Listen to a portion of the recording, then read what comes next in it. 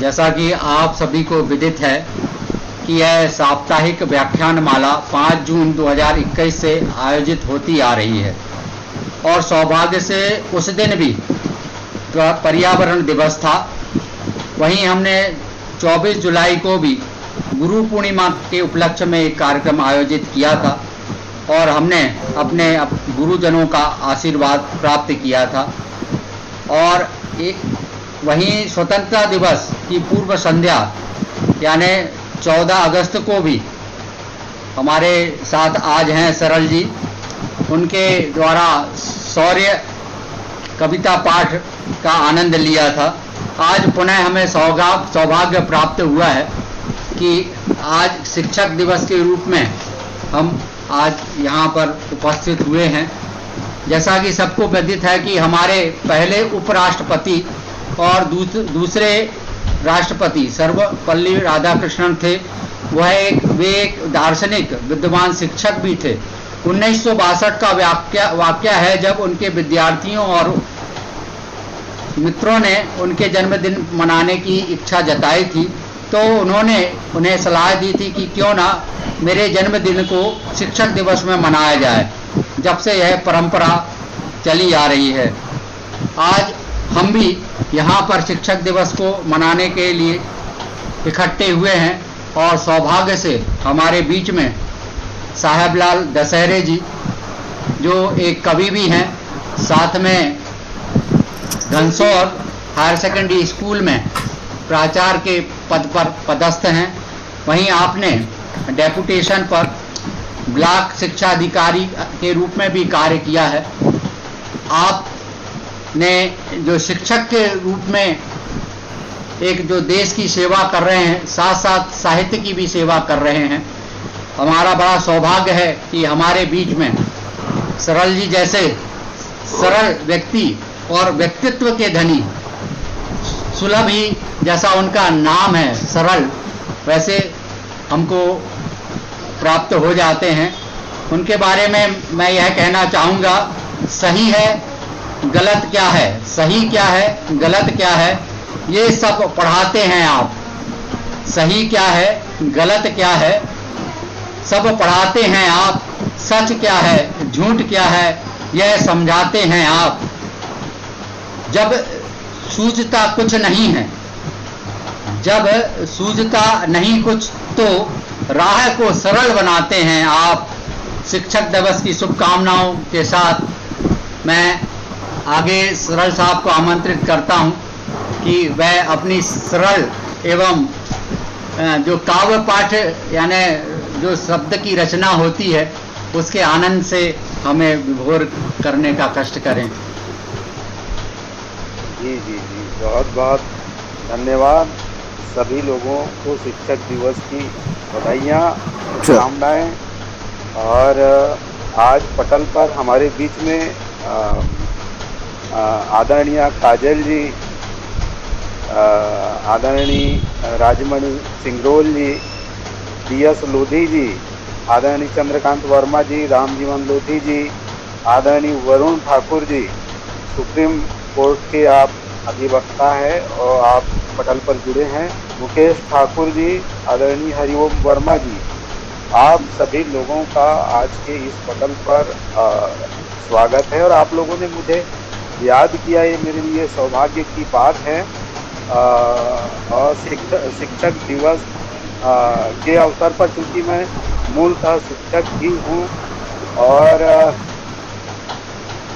कविता के लिए आप लोगों ने मुझे आमंत्रित किया है, तो एक पुरानी रचना थी जिसमें मैंने शिक्षकों की व्यथा पर कुछ बात कहने की कोशिश किया था। क्योंकि जिस प्रकार से हालात है देश में, शिक्षकों के लिए बहुत सुखद नहीं है। जिस प्रकार से इसके पूर्व शिक्षकों का जो नाम है, नाम तक सरकार ने शिक्षक का शिक्षाकर्मी रखा हुआ था, जो कि अपन उसको सम्मान वाला नाम तो कह नहीं सकते, नाम में ही उन्होंने अपमान दिया था। तब मैंने उस समय लिखने की कोशिश किया था कि शिक्षक को कर्मी कहकर क्यों नाम बदनाम किया। शिक्षक को कर्मी कहकर क्यों नाम बदनाम किया, नीर चीर करता है जो क्यों उसका ही सम्मान लिया। कर्मवीर की पीर समझना ना बनना भी पीर, हर दिल में बैठी मूरत का क्यों नाम अपमान लिया। हर दिल में बैठी मूरत का क्यों नाम अपमान लिया। शिक्षा जगत में शिक्षक का योग निराला है, शिक्षा जगत में शिक्षक का योग निराला है। अमृत बरसाता है जो खुद पीता जहर का प्याला है। अमृत बरसाता है जो खुद पीता जहर का प्याला है। भूल भयंकर हो रही है, भूल भयंकर हो रही है शिक्षा के रखवालों से। भूल भयंकर हो रही है शिक्षा के रखवालों से। नीति अनीति बन रही है राजनीति की चालों से। अन्याय हो रहा घोर आजकल मच रहा है शोर, और गुरु की गरिमा न जाने पाए हर मन के ख्यालों से। निकालो मन का मैल निकलने ना पाए दीवाला है। अमृत बरसाता है जो खुद पीता जहर का प्याला है। अमृत बरसाता है जो पीता जहर का प्याला। बहुत खूब सर, बहुत खूब। बहुत बहुत धन्यवाद। और आप लोग भी कुछ सर बोलिएगा बीच में। बिल्कुल सही आपने फरमाया सर कि गुरु की महिमा। आज जो स्थिति है, क्योंकि शिक्षकों की जिस प्रकार से स्थितियां हैं हर जगह, मतलब मैं मध्य प्रदेश की बात भी कर रहा हूँ, पूरे देश में ये हाल है।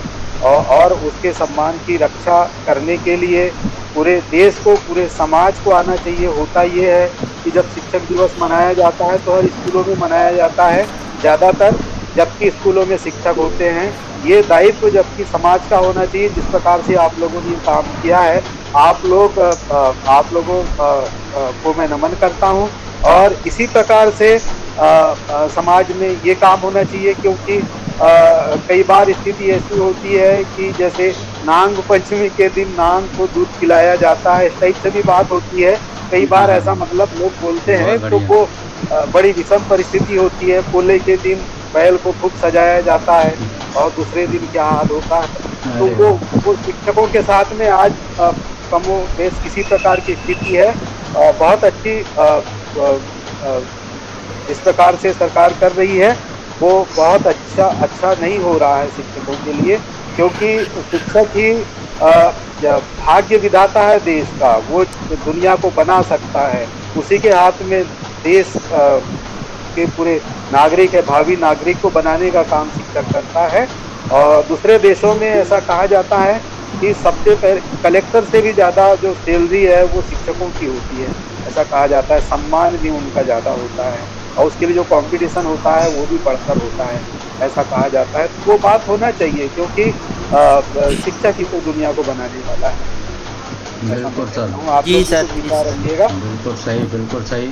हमारे बीच में वरुण ठाकुर जी, अधिवक्ता सुप्रीम कोर्ट, जिन्होंने इस जो व्याख्यानमाला साप्ताहिक चल रहा है उनने परिकल्पना की, हमें प्रेरित किए और उनके सहयोग से यह प्रतिदिन अपना यानी प्रति सप्ताह यह कार्यक्रम नियमित रूप से बिना किसी रुकावट के चलते आ रहा है।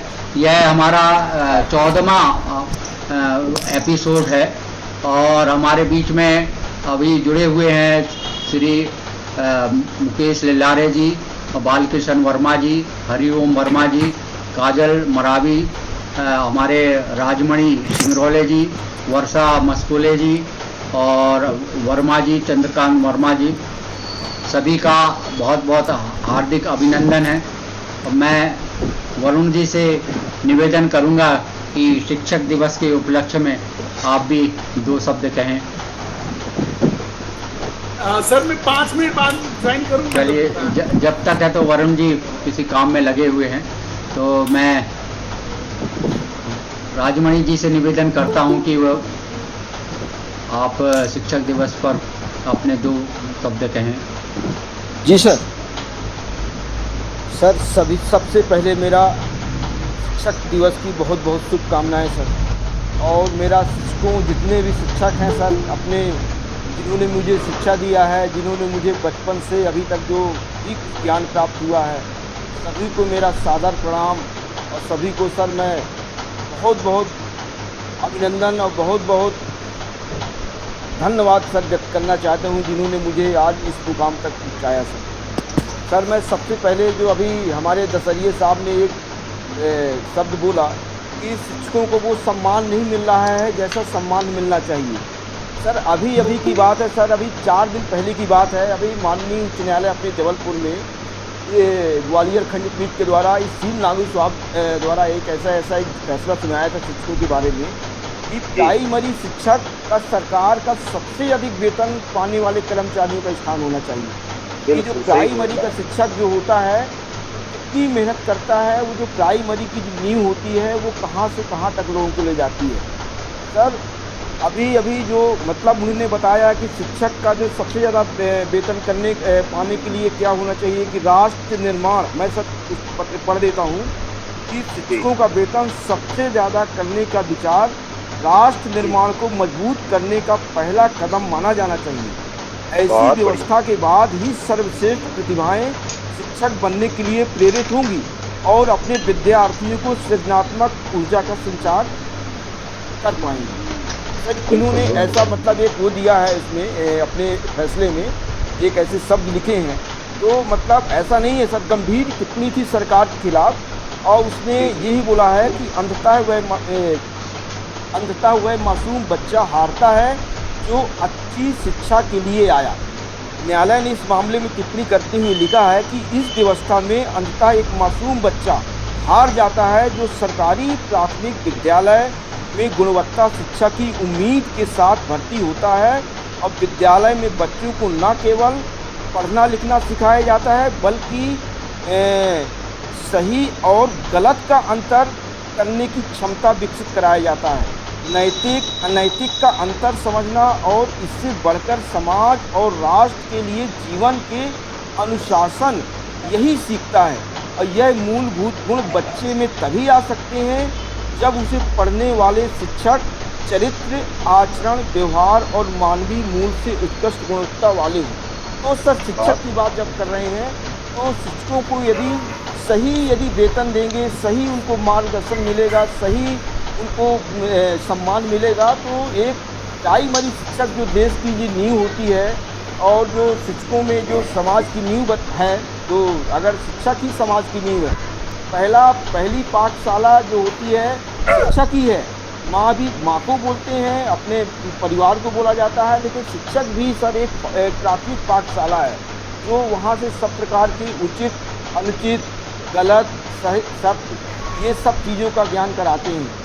तो मैं शिक्षकों के बारे में सर कहना चाह रहा हूँ कि शिक्षक बिना तो समाज ही अधूरा है। शिक्षक एक ऐसा चरित्र होता है जो समाज में बहुत कुछ ऊंचा ले जा सकता है। तो मैं सर सभी शिक्षकों से सर मेरा निवेदन है, जो भी शिक्षक हैं, शिक्षक सर हम भी हैं, जो भी समाज के जितने भी लोग हैं, डॉक्टर, इंजीनियर, वकील, ये भी शिक्षक होते हैं सर अपने अपने विधा में। और सभी को एक अच्छी नैतिक शिक्षा देना चाहिए ताकि अपने देश, अपने समाज का एक चरित्र का निर्माण अच्छा हो। तो सर मैं यही कहना चाहूँगा छोटे शब्दों में कि सर शिक्षक का जो मूल है एक समाज में एक उत्कृष्ट मूल होता है और शिक्षक की जो गरिमा है एक सबसे बड़ी गरिमा होती है। और हम शिक्षक दिवस के रूप में सभी शिक्षकों की गरिमा बनाए रखें, उनको अच्छा एक सम्मान दें, मैं यही आशा करता हूं सर। धन्यवाद सर। बहुत बहुत धन्यवाद राजमणि जी, आपने बहुत सही चिंता व्यक्त की है और साथ में आपने सुप्रीम कोर्ट के दृष्टांत के सहित उसे बताया है कि किस प्रकार से शिक्षकों के साथ जो अन्याय हो रहा है, वास्तव में जो नींव है वह शिक्षकों के ही द्वारा बनी है। ऐसे समाज की कैसे कल्पना की जा सकती है विकसित समाज की जहाँ शिक्षक न हो। शिक्षक ही पहली सीढ़ी है जो समाज को सभ्य बनाती है, नैतिकता और बुरे और भले की जो पहचान है वह सिखाती है। हमारे कार्यक्रम में बीच में हमारे पूरन सिंह जी अभी जुड़े हैं, साथ में सूरज भान जी और हमारे करमरकर जी भी अभी जुड़े हैं, उनका भी हार्दिक अभिनंदन है, स्वागत है। मैं दशहरे जी से निवेदन करूंगा कि वह और एक कविता पाठ करें, उसके बाद हम करमरकर साहब को सुनना चाहेंगे। जी जी जी। तो बड़े अच्छे विचार आपके। जिस प्रकार मेरे विचार थे लगभग उसी प्रकार से बात आपके द्वारा कही गई, और सब चिंतन का विषय है कुल मिला के।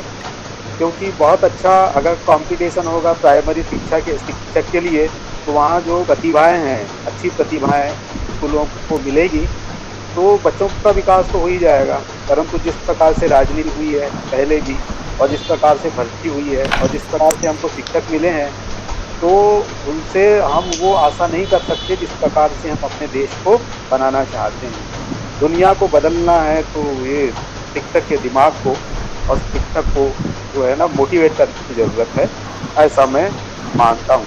अब मैं 4 पंक्तियाँ आप लोगों को इसलिए कहना चाहता हूँ क्योंकि बच्चों की बात हो रही है और शिक्षकों की बात हो रही है।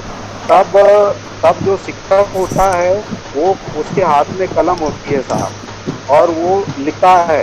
कहाँ पर लिखता है? बच्चों के मस्तिष्क की कोरी स्लेट पर लिखता है। तब प्रश्न पैदा होता है कि उसको क्या लिख देना चाहिए। तब मैंने 4 पंक्तियाँ कहा है क्या लिख देना चाहिए उसको। तो मैंने एक छंद के माध्यम से मैं अपनी बात कहूँ कि अनेकता में एकता का अपना समाज बने, भाईचारे वाली आज वाली लिख दीजिए। क्या लिख देना चाहिए? अनेकता में एकता का अपना समाज बने, भाईचारे वाली आज वाली लिख दीजिए। देश की अखंडता की करते खिलाफ काम, उनके खिलाफ मनमानी लिख दीजिए। तो जुग जुग याद करे तुमको जमाना भी है, जुग जुग याद करे तुमको जमाना भी है। देश के ही नाम जिंदगानी लिख दीजिए, और बार बार हार को मार के पछाड़ भी दो। जीवन में जीत की कहानी लिख दीजिए। क्या लिख देना चाहिए? बहुत बढ़िया। आप लोगों के हाथ में भी कलम है, और सब लोगों के हाथ में कलम है। वो सब लोगों को भारत का भाग्य विधाता बनना है, उसकी तस्वीर बदलना है। तब एक छंद और मैं पढ़ता हूँ। मैंने परिवर्तन किस प्रकार से होगा वो मैंने लिखने की कोशिश किया है कि छल छद्म राग द्वेष पाखंड विहीन बनो। किस प्रकार से हम परिवर्तन कर सकते हैं वो मैंने कहा है कि छल छद्म राग द्वेष पाखंड विहीन बनो। सिर्फ रहो मानव की अर्चना के बल पर, अंधे हो के भक्त नहीं करो भाव व्यक्त सही। झूठे संग बहो नहीं भावना के बल पर, तो ज्ञान भी विशुद्ध रहे विवेकी प्रबुद्ध रहे। सती त्यागी बनना आराधना के बल पर, और युग को बदलना है खुद को बदल देना। परिवर्तन होगा साधना के बल पर, परिवर्तन होगा साधना के बल पर। लगातार साधना करना पड़ेगा। तो जी, और बढ़ाइएगा सर जैसा आप जिस प्रकार से शिक्षक के रूप में कार्यरत भी हैं, उसी तरह आपने कविता के माध्यम से आज जो हमको शिक्षा दी है कि किस प्रकार से नैतिकता को आपको संभाल के रखना चाहिए। संभवतः मुझे ऐसा लगता है कि जो गंदगी आई है कि शिक्षा को भी आजकल व्यवसाय बना दिया गया है। बहुत से जो पेशे भी जो बिजनेस की ओर बढ़ रहे हैं, संभवतः वहाँ पर इन बड़ी बड़ी जो पदवी हैं उनकी गरिमा को खतरा लग गया है। हमारे बीच में करमरकर जी जो हमें हर दिन अपने व्याख्यान से सींचते हैं, आज शिक्षक दिवस पर उनके भी विचार हम जानेंगे। मैं आमंत्रित करता हूं करमरकर जी को। सर, सबसे पहले सभी को आज शिक्षक दिवस की शुभकामनाएं। अभी राजमणि जी को सुन रहे थे, दशहरे जी को भी सुने। हम लोग अगर इसको अध्यात्म की दृष्टि से देखें तो जो अभी इसमें से पता नहीं कितने लोगों ने गीता का अध्ययन किया है। ये जो पद्धति है गुरु शिष्य परंपरा, ये हम लोग सिर्फ एक ऐसा हिंदू धर्म है जिसमें सिर्फ गुरु शिष्य परंपरा का आरंभ हुआ था। हम लोग अगर अन्य धर्मों को अगर देखते हैं तो उन लोगों में ये गुरु शिष्य का कोई स्थान नहीं है। तो अभी आज के इसमें परिप्रेक्ष्य में अगर हम लोग देखते हैं तो ये गुरु शिष्य परंपरा लगभग लगभग अभी खत्म होती आई है, और सारा जो मतलब ये रिलेशन रह गया है गुरु शिष्य में, तो ये पूरा कमर्शियल बन गया है। हम लोग देख रहे हैं कि सरकारों ने या फिर जो भी सिस्टम है, अभी सिस्टम को के बारे में ज़्यादा बात नहीं कर सकते, लेकिन जो सिस्टम है उसमें कैसा है, ये एजुकेशन का जो प्राइवेटाइजेशन हुआ है, उसके वजह से ये जो रिलेशन है ये सीधा टोटल ये भी कमर्शियल बन गया है। हम लोग देख रहे हैं कि प्राइवेट स्कूलों में किस प्रकार से टीचरों के साथ एक्सप्लॉयटेशन हो रहा है। प्राइवेट गवर्नमेंट जो स्कूलें हैं या कॉलेजेस है, वहाँ पे शिक्षक कोई काम नहीं करते और उनको 1.5-2 लाख रुपए की तनख्वाह मिल रही है। उसी के साथ अगर हम लोग तुलना करते हैं एक प्राइवेट स्कूल में, तो हम लोग देख रहे हैं कि 2-2, 3-3 हज़ार, 4 हज़ार, 5 हज़ार में शिक्षकों को काम दिया जा रहा है। तो ये सारी ये परिस्थितियों को अगर हम लोग देखते हैं तो ये हम लोग का कर्तव्य बन जाता है कि इसके खिलाफ में आवाज़ उठाए। बहुत ज़बरदस्त अभी तो कोरोना काल में हम लोग ने देखा कि सारी स्कूलें बंद थी, तो प्राइवेट स्कूलों ने उनको तनख्वाह देना भी बंद कर दिया था। तो एक ये बड़ी भयावह स्थिति प्राइवेट टीचरों के लिए बन गई थी। आगे भी कभी भी ऐसी परिस्थिति हो सकती है। तो अभी हम लोग एज ए लॉयर, हम लोग का काम है इसके खिलाफ में आवाज़ उठाना। ये सब लोग अभी हम लोग ने तो नागपुर में कहीं देखा कि प्राइवेट टीचरों ने बेचारों ने सब्जी भाजी की दुकान लगा ली है। कई लोग मजदूरी करने लग गए। बहुत इतनी यानी विकट परिस्थिति उनसे मतलब अभी पैदा हुई जो देखते नहीं बनती थी। तो जब हम लोग गुरु शिष्य परंपरा की बात करते हैं तो हम लोग का कर्तव्य है कि हम लोग टीचर, देखो बगैर शिक्षक के समाज की कल्पना करना असंभव है। टीचर के बगैर अच्छा समाज की स्थापना हो ही नहीं सकती। हम लोग को धर्म भी बचाना है तो हम लोग को टीचर होते ही हम लोग को सीखना पड़ेगा। तो ये इस अवसर पे आप लोग ने मुझे आप बोलने का अवसर दिया, तो ये मेरा यही मैसेज है आप लोग को कि जब कभी भी आपको ऐसा लगा है कहीं पे कुछ टीचरों पे अन्याय हो रहा है तो उसके खिलाफ में आवाज़ उठा के। और बहुत से मुद्दे हैं काफ़ी, है ना, इतना ज़बरदस्त डिस्क्रिमिनेशन हम लोग देखते हैं कि संविधान में इनइक्वालिटी ऑफ इनकम यानी आर्टिकल 14 जो बात करता है कि there shall be equality before law and equal protection of law, इसकी जब हम बात करते हैं तो लेकिन प्रैक्टिकल में देखो ना, कहीं पे भी कोई ये जो क्लॉज आर्टिकल 14 है ना, इसको कहीं पे भी कोई फॉलो हो ही नहीं रहा। टीचर लोग का एक्सप्लॉयटेशन हो रहा है और समाज इसको देखते जा रहा है, इसको सहते जा रहा है और हम लोग चुपचाप बैठे हुए हैं।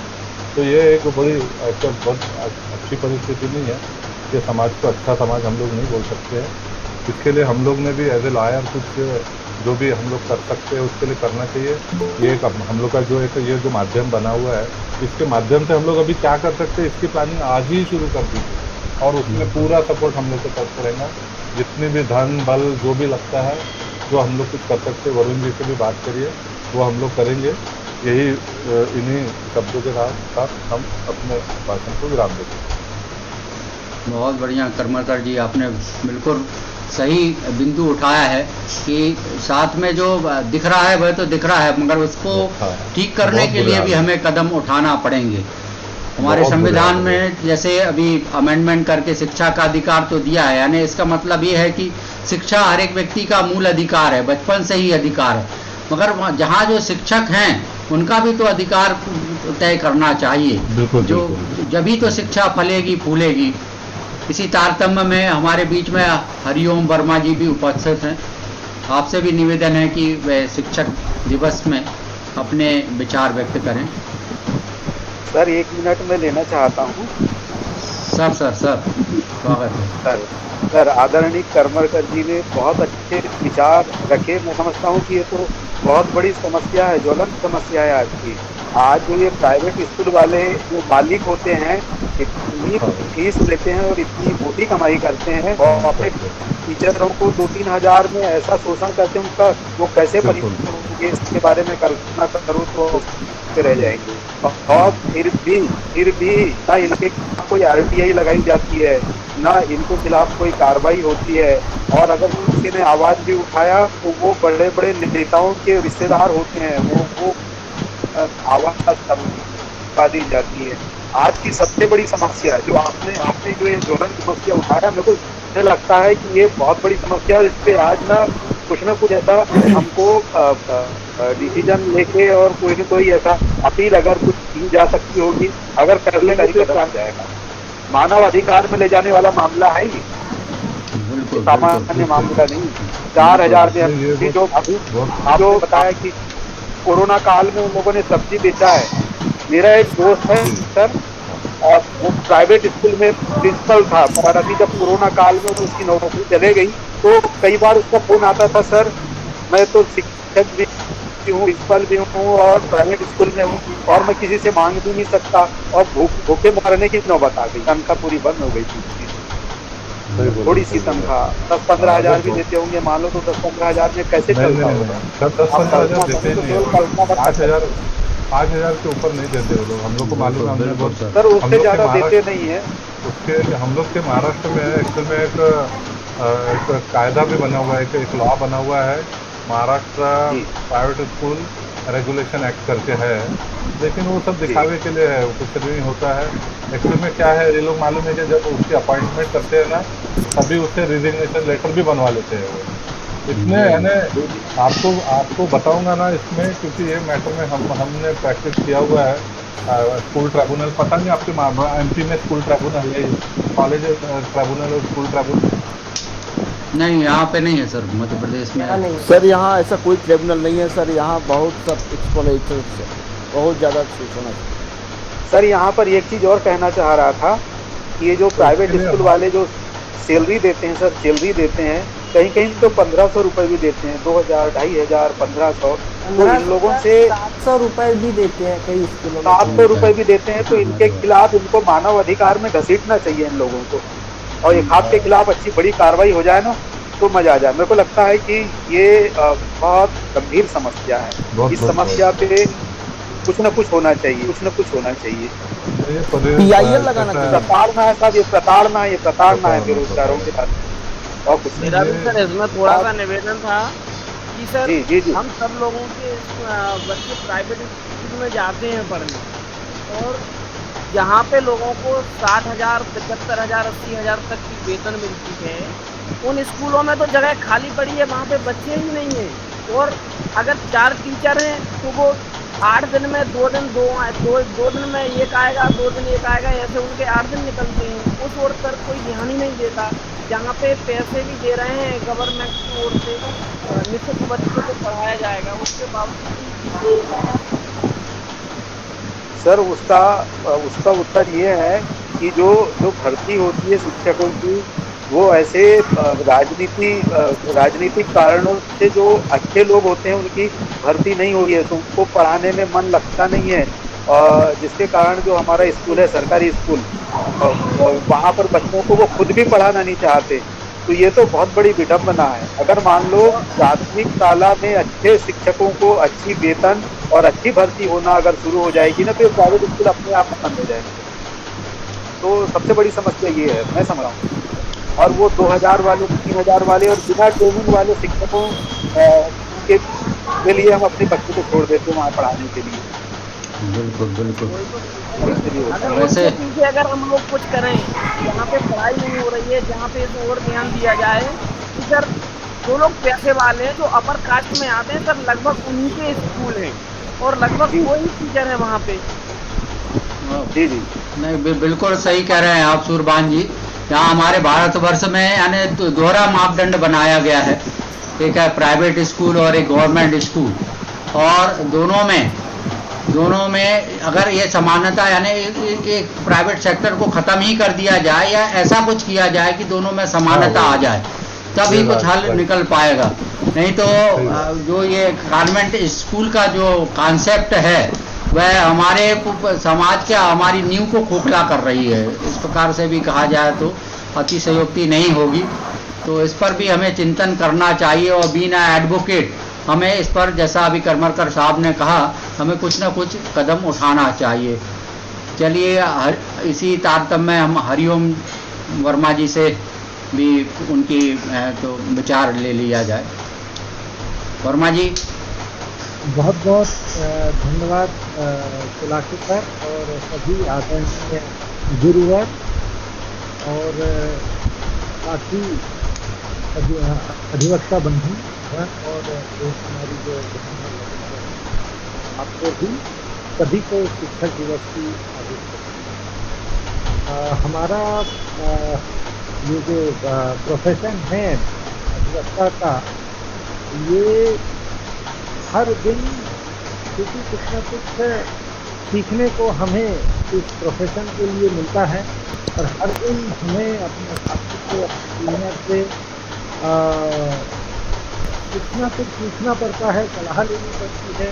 तो ये गुरु शिष्य की जो हमारी भारतीय प्राचीन परंपरा रही है, उसका प्रतिदिन कई बार उदाहरण स्वरूप हमारे दैनंदिन जीवन में प्रकटीकरण होता है गुरु शिष्य परंपरा का अपनी अधिवक्ता के प्रोफेशन में। और जहाँ तक हम वास्तव में अगर शिक्षक दिवस की विषय जैसे आज चर्चा कर रहे हैं या सम्मान दे रहे हैं सभी शिक्षकों को अपने कार्यक्रम के माध्यम से, तो वास्तव में आज तो यह हजारों वर्षों के संघर्ष के बाद भारतवर्ष अगर सुरक्षित है और जितना भी गौरव वैभव भारत के पास बचा है, भारत देश के पास, तो उसका जो मुख्य किरदार इसके पीछे है वो गुरुओं का बड़ा किरदार रखा है। हमारे भारतवर्ष के लिए खास करके जिस तरह से अपने एक सामान्य से बालक को एक गुरु ने शिक्षा के माध्यम से, विश्वामित्र जी ने राम के रूप में एक मर्यादा पुरुषोत्तम के रूप में एक शिष्य तैयार किया और धर्म की जय करवाने के लिए, विजय करवाने के लिए संजीवनी जैसे एक गुरु ने एक बालक को कृष्ण के रूप में जो निर्माण किया, उनके व्यक्तित्व का निर्माण किया। और अगर हम अभी हमारे आधुनिक युग में चलें कुछ वर्षों पूर्व, तो एक बालक को रामकृष्ण परमहंस जैसे गुरु ने स्वामी विवेकानंद के रूप में पूरे विश्व में स्थापित किया, जिन्होंने धर्म की, राष्ट्र की ध्वजा जो है पूरे दुनिया भर में लहराई। तो वास्तव में अगर किसी देश, किसी समाज की उन्नति की अगर हम बात करें और सही युवा पीढ़ी का भी निर्माण अगर करना चाहते हैं, तो वो शिक्षा व्यवस्था में सुधार करने से ही होगा। शिक्षा व्यवस्था के संस्थान में आप जो गुरुजन हैं और आप जैसे जो लाखों हजारों गुरुजन हैं आपकी, और अगर हम भी कहीं अगर किसी अपने बच्चों को, छोटे विद्यार्थियों को भी अगर कहीं शिक्षा पाने में सक्षम हो पाते हैं, तो हम सभी लोगों की बड़ी अहम भूमिका है समाज और राष्ट्र निर्माण के लिए। बाकी आप सभी बुद्धिजीवी हैं, आपके ज़्यादा अधिक बौद्धिक रूप में शब्दों का प्रयोग नहीं करूँगा। आप सभी लोगों को शिक्षक दिवस की हार्दिक शुभकामनाएं। आप सभी वरिष्ठ सीनियर अधिवक्ता को करेंगे। बहुत सही है हरिओम जी। आपने जैसा बोला कि हमारे देश के राम हो या कृष्ण हो, उन्हें भी बिना शिक्षा के, यानी बिना गुरुकुल में गए वो यहाँ तक नहीं पहुँच पाए। बिल्कुल इस बात में बिल्कुल शंका नहीं है कि शिक्षा या बिना गुरु के किसी भी समाज का या किसी भी व्यक्ति का विकास नहीं हो सकता। इसी तारतम्य में अब हमारे साथ वरुण ठाकुर साहब भी जुड़ चुके हैं।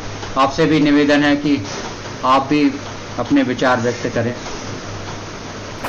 सबसे पहले तो मैं सबको शिक्षक दिवस की बधाई दूंगा और साथ ही में ये दिवस हमारे लिए बहुत महत्वपूर्ण है क्योंकि मेरे पिता भी शिक्षक थे और रिटायर हो गए हैं, तो रिटायर लाइफ एंजॉय कर रहे हैं, पर उन्होंने पूरे जीवन शिक्षा देने का ही काम किया है। और ख़ास तौर से लोधी समाज में जो महिलाएं, जो बच्चियां नहीं पढ़ पाती थी, तो उनकी कोशिश रहती थी कि उनको जरूर पढ़ाएं। सर बीच में रोकना चाहूँगा मैं। आपकी बारी आएगी जब आप बोलिएगा। नहीं, आपकी बारी आएगी। नहीं, आप अभी नोट कर लें आप उसे, है ना। बीच में सर ने बोले कि डिस्टर्ब हो जाता है ना। सुनिए तो अभी बोल लेने दीजिए उनको, है ना, बोल लेने दीजिए। चलिए तो मेरे जो फादर हैं, उन्होंने महिलाओं की शिक्षाओं के लिए काफ़ी जोर दिया। वो सोचते थे कि जब तक महिलाएं समाज में पढ़ेंगी लिखेंगी नहीं, तब तक समाज का विकास संभव नहीं हो सकता है। किसी भी सिविल सोसाइटी का निर्माण हम तभी अच्छी तरीके से कर सकते हैं जब तक कि वो महिलाएं पढ़ लिख के आगे नहीं आती। तो उन्होंने इसका फ़ायदा हुआ कि मेरी जो बुआ लोग थी वो भी सब ऑलमोस्ट पढ़ी हुई थी, सब ग्रेजुएट थी, और मेरी जो बहन है वो भी पोस्ट ग्रेजुएट है, इंग्लिश लिटरेचर से एमए किया हुआ है, जॉब कर रही हैं। और आज उन्हीं का कारण हम यहाँ पे भी सुप्रीम कोर्ट में प्रैक्टिस कर पा रहे हैं। तो कहीं ना कहीं ये बहुत बड़ा रोल था मेरे फादर का, जो क्योंकि शिक्षक होते होते उन्होंने शिक्षा समाज में तो दी, साथ में घर परिवार में भी उन्होंने शिक्षा का प्रचार प्रसार किया, तो उसका लाभ लिया। तो ये जो दिवस है ये बहुत महत्वपूर्ण दिवस है, खासतौर से मेरे परिवार के लिए। साथ ही साथ जैसे अभी जो पहले भी चर्चा हुई, जैसे भी हम लोग देख रहे हैं शिक्षा का कैसे अवमूल्यन हो रहा है, इस चीज़ को लेके भी हमको चर्चा जरूर करनी चाहिए, क्योंकि ये चर्चा हम लोग नहीं करेंगे तो सोसाइटी में जिस तरीके से अवमूल्यन हो रहा है, खासतौर से शिक्षकों के साथ में जिस तरीके से एक सिस्टमेटिकली उनके ऊपर अटैक हो रहा है, धीरे धीरे उनके जिस तरीके से सोशल रेपुटेशन है, साथ ही जो इकोनॉमिकली उनके लिए जो सपोर्ट मिलता था, साथ ही सारी चीज़ें उनसे छीनी जा रही हैं। तो इसमें खास तौर से अधिवक्ता गण ही हम लोगों को आगे आना पड़ेगा, तभी उनके हम राइट सिक्योर कर सकते हैं। जिस तरीके से शिक्षा का निजीकरण हुआ है, जिस तरीके से बाज़ेआरीकरण हुआ है, उसमें शिक्षकों की बड़ी दुर्गति हो गई है। आज सबसे पहले हम ये देखते हैं कि शिक्षकों को पहले 200-300 रुपये में काम पे लिया जाता है। जब 200 रुपये और 300 रुपये उनको देंगे तो सोशल वैल्यू भी उसी तरीके से मार्केट की जाती है कि इनको 200 या 300। तो उनकी जो बात करते हैं, जो उनको जो बात कहते हैं सोसाइटी में, वो तवज्जो नहीं मिल पाती जो मिलनी चाहिए। क्योंकि हमारे यहाँ पे एक फैशन सा है, या सोसाइटी में मानना है कि जो जितना रिच है, जो पैसे वाला है, जो बात कह रहा है, वो ही एक व्यक्ति है जो उसकी बात को ज़्यादा तवज्जो समाज में दी जाती है। तो जिस तरीके से इकोनॉमिक्स को डिफाइड किया गया उसके राइट के लिए, उसके लिए हम लोगों को आगे आना पड़ेगा। आज हम मध्य प्रदेश में ये देखें, सबसे बड़ी विडम्बना हो गई है, गेस्ट टीचर के नाम पे जो शिक्षकों का शोषण हो रहा है वो किसी से छुपा नहीं, और उनके जो फ्यूचर है उनका सिक्योर नहीं है। जब उनका खुद का फ्यूचर सिक्योर नहीं है तो बच्चों का क्या सिक्योर करेंगे।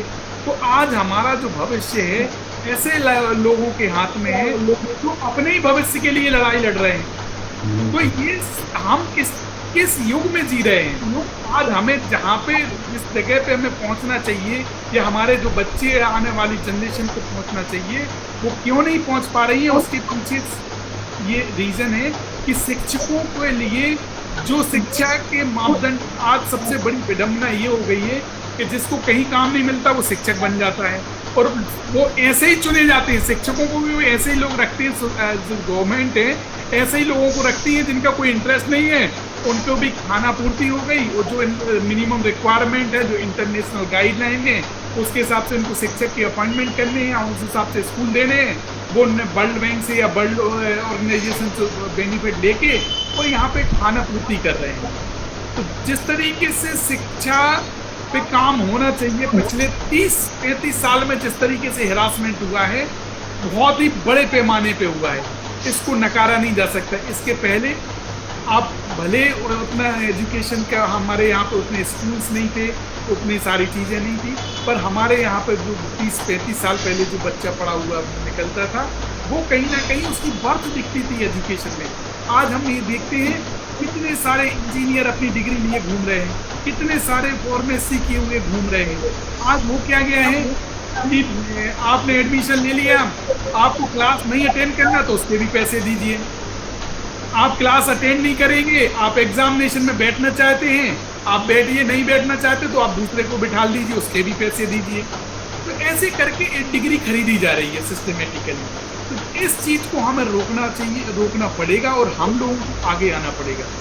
अब पहले तो जैसे बीएड के कॉलेज, डीएड के जो कॉलेज थे हमारे यहाँ पे, वो स्थिति ये थी कि कागज़ पे कॉलेज बन जाते थे, क्योंकि पहले जो एनसीटी की रिक्वायरमेंट थी कि आप एक रेंट एग्रीमेंट दीजिए और 12 लाख रुपए की आप एफडी जमा कर दीजिए, आपका कॉलेज ओपन कर दिए, एक लिस्ट सबमिट कर दीजिए कि ये टीचर हैं और आपका कॉलेज ओपन। तो ऐसे में कितने, मैंने तो काफ़ी सारे केस किए, तो मैं जानता हूँ कितने कॉलेजेस हैं जो सिर्फ कागज पे खुले हुए थे और 35 कॉलेज कागज पे उनके एडमिशन हो जाते थे, उन्होंने कभी अटेंड किए ना, उन्होंने कोई क्लास अटेंड की, और एग्जाम मैक्सिमम लोगों ने एग्जाम भी नहीं देते थे, उनको डिग्री मिल जाती थी। और वही फिर जो बीएड डीएड करके जाते थे वही फिर लोग क्लेम करते थे टीचर बनने का, और वो आज टीचर भी हैं। तो ये सबसे बड़ी विडंबना है। आज हमें सोसाइटी का सबसे इंटेलिजेंट व्यक्ति को टीचर बनना चाहिए, पर आज स्थिति ये हो गई कि जो सोसाइटी का सबसे डफर व्यक्ति है वो टीचर बनने की सोच रहा है। पहले जो होता था, जो सबसे होशियार व्यक्ति होता था वही टीचर्स बन सकता था और उसके फ्यूचर को भी उसको सिक्योर किया जाता था।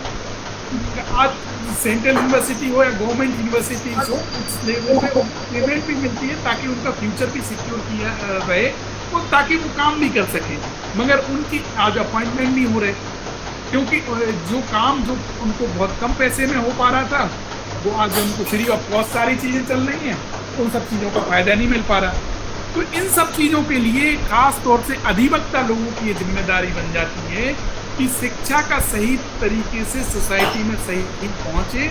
ये हम लोग कोर्ट के माध्यम से, चाहे वो PIL हो, चाहे वो रिट पिटीशंस हो या और भी अन्य तरीके से एजिटेट भी हम लोग कर सकते हैं। हम लोगों को फ्रीडम है कि हम लोग गवर्नमेंट नौकरी में तो करने वाले एजिटेट कर नहीं सकते, नहीं तो नौकरी चली जाएंगी, पर हम लोगों के साथ में ये फ्रीडम है कि हम लोग किसी इशू पे पब्लिक फोरम पे भी डेमोन्स्ट्रेट कर सकते हैं और चीज़ें गवर्नमेंट के पास ला सकते हैं। और हमारे पास माध्यम कोर्ट भी है, कोर्ट के माध्यम से भी हम ये जो परेशानियां हैं कोर्ट के सामने रखते हुए गवर्नमेंट के सामने इन सब चीज़ों को ले जा सकते हैं। तो ये हम लोगों की जिम्मेदारी ज़्यादा बन जाती है।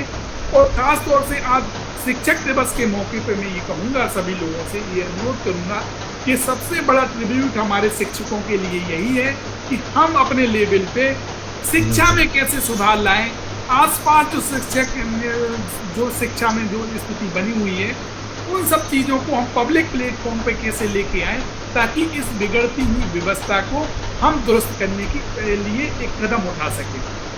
खास तौर से जो भी पावर में होता है, चाहे मैं ब्लेम नहीं करूँगा, मैं पार्टी वाइज पॉलिटिक्स, जो भी पावर में होता है वो ये व्यक्ति कभी नहीं चाहता कि कोई भी पढ़ा लिखा वर्ग समाज में उत्पन्न हो। अगर पढ़ा लिखा वर्ग होगा तो वो क्वेश्चन करेगा तो हमें जवाब देना पड़ेगा, तो जवाबदेही कहीं ना कहीं गवर्नमेंट की हो जाती है। तो गवर्नमेंट भी ये चाहती है कि ये लोग ज़्यादा ना पढ़ें, ना ज़्यादा क्वेश्चन करें, वो भी अपना एंजॉय करें और उनका काम करते रहें। तो ये गवर्नमेंट के लिए भी एक ऐसा फंडा है, गवर्नमेंट की वेलफेयर स्टेट की परिकल्पना तो गवर्नमेंट फुलफिल करने की सोचती भी नहीं है और उसी का उसका फायदा इसमें भी लेती है, क्योंकि उन्हें पता है कि शिक्षा से उन्हें कोई आमदनी तो होनी नहीं, आमदनी नहीं होनी तो उसमें इन्वेस्टमेंट करना। तो खास तौर से आप इस चीज़ को फोकस हमें जरूर करना है कि जब भी जो बजट बनता है, बजट हमें देखना है कि कौन सी सरकार किस प्रदेश में कितना बजट का हिस्सा शिक्षा पे खर्च करती है। आज इस चीज़ पे हमें चर्चा करने की सोसाइटी में ज़रूरत है कि मध्य प्रदेश सरकार हो, चाहे महाराष्ट्र सरकार हो, चाहे अन्य सरकारें हों, कि अपने बजट का कितना हिस्सा वो शिक्षा पे खर्च करना चाहती है या आने वाली पीढ़ी के लिए संभालने के लिए वो कितना % हिस्सा खर्च कर रही है। तो ये हम लोगों को सोसाइटी के बीच में ये बात ले जानी पड़ेगी कि शिक्षा के लिए जिस तरीके से नेग्लेक्ट किया जा रहा है, ये क्योंकि चुनावी मुद्दा है नहीं शिक्षा, इस कारण से पार्टियों को भी कोई वो नहीं है कि चलो ठीक है, अच्छा कोई भी पढ़ना भी नहीं चाहता, कोई सोचता है कि भाई क्यों पढ़े, हमारे पास डिग्री आ गई तो हम वो करेंगे। तो इन सब चीज़ों के लिए हमें सोसाइटी में अवेयरनेस लाने के लिए हमें चाहे टाइम पे कैंप लगाने पड़े या हमें एजिटेशन करने पड़े या फिर हमें कोर्ट में पिटीशन फाइल करने, ये हम लोगों का दायित्व बन जाता है कि हमें सोसाइटी में शिक्षा के लिए आप लोगों को जो भी हम लोग कोशिश कर सकते हैं वो लोग हम लोग करें, इस एसोसिएशन के माध्यम से करें, इंडिविजुअली भी कर सकते हैं हम और भी कई जो भी माध्यम हो वो करें, क्योंकि ये जिस तरीके से शिक्षा का हैरासमेंट हो रहा है ये वाकई में आने वाले टाइम पे इसके परिणाम निकल के आएंगे। मैं यही कहूँगा आज शिक्षक दिवस पे हम लोग ये संकल्प लें कि हम अच्छे से शिक्षा के लिए एक चुनावी मुद्दा भी बनाएंगे, इसके लिए डेमोन्स्ट्रेशन भी करेंगे और कोर्ट में पिटीशन भी फाइल करेंगे। क्योंकि जिस तरीके से बाजारीकरण हो रहा शिक्षा का, जिस तरीके से प्राइवेटाइजेशन हो रहा है, सिर्फ मॉनिटरी हो रही है, ये आने वाले लिए हमारे देश के लिए बड़ा घातक सिद्ध होने वाला है। आज भी कितने सारे इंजीनियर, पहले कोई इंजीनियरिंग कर भी लेता था तो उसको कैंपस में ही जॉब मिल जाता था। आज हमारे आसपास ही कितने सारे इंजीनियर आपको मिल जाएंगे जो बेरोजगार घूम रहे हैं। अभी हमने एक न्यूज़ पढ़ी हुई थी कि मैं इंजीनियर होते हुए परिवार का भरण पोषण नहीं कर पा रहा हूँ, इसलिए सुसाइड कर रहा हूँ। तो जब तक शिक्षा का एक्चुअल उपयोग नहीं होगा, शिक्षा वाकई में ग्रहण नहीं की जाएगी, तब तक हम वो योग्य नहीं बन पाएंगे जो योग्यता हमें डिग्री लेके, या लोग सोचते हैं कि डिग्री ले ली तो हम योग्य हो गए। जब तक हम खुद पढ़ेंगे नहीं, हम ये समझेंगे नहीं, तो हम उस चीज़ पे पहुंच नहीं सकते जो हम मुकाम हासिल करना चाहते हैं। तो इसमें एक गुरु का बहुत बड़ा योगदान होता है। गुरु, टीचर का खुद ही अगर भविष्य सुरक्षित नहीं है तो फिर वो दूसरे लोगों का भविष्य कैसे सुरक्षित करेगा। इसलिए ज़रूरी है कि इस चीज़ को हम लोगों से बात करें और लोगों के बीच में कई तरीके से हम इस चीज़ को लेके जा सकते हैं।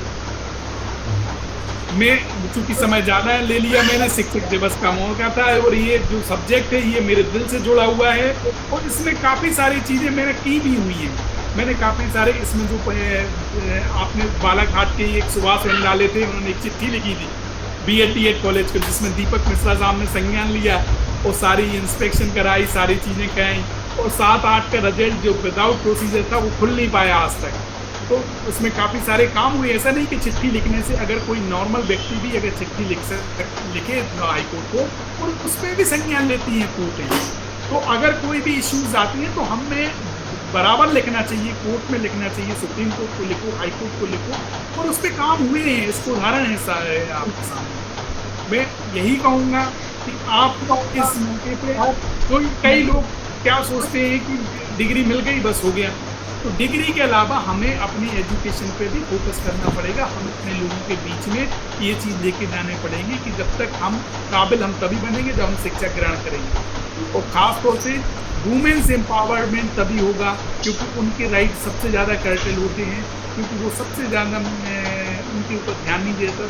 सोसाइटी का वो पार्ट है वो जिन पर बहुत कम लोग ध्यान देते हैं, चाहे फैमिली हो चाहे और भी लोग, जबकि उनकी ज़्यादा जिम्मेदारी हो जाती है। वो 2 परिवार संभालती हैं, एक पेरेंटल साइड और एक मैटरनल साइड। तो उन लोगों पर ज़्यादा हम लोगों को ध्यान देने की ज़रूरत है क्योंकि वो 2 परिवार की रीढ़ की जुड़ी होती है। उन पर हम लोग को फोकस करने की ज़रूरत है, तभी हमारा समाज, खास तौर से पूरी समाज तभी डेवलप कर सकता है। क्योंकि हमारे समाज में बहुत ही लेवल पे अशिक्षा है, तो खास तौर से और जो महिला वर्ग है और उस पर कोई काम नहीं हुआ है। आज हमें हॉस्टल की भी बात करनी चाहिए। शिक्षक दिवस पर बात हुई तो मैं एक पिटीशन तैयार कर रहा हूँ जिसमें वुमेन्स के हॉस्टल सेपरेट बने हर डिस्ट्रिक्ट पे, उस पर मैं काम कर रहा हूँ।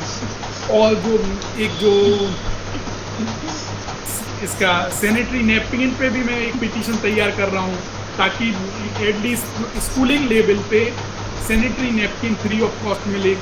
और जो वुमेन्स गर्ल्स के लिए सेपरेट टॉयलेट्स बने, उस पर भी मैं पिटीशन के लिए मैं रिसर्च कर रहा हूँ। इसमें काफ़ी सारे हाईकोर्ट कर्नाटक ने इस पर काफ़ी सारी अच्छी जजमेंट दी है।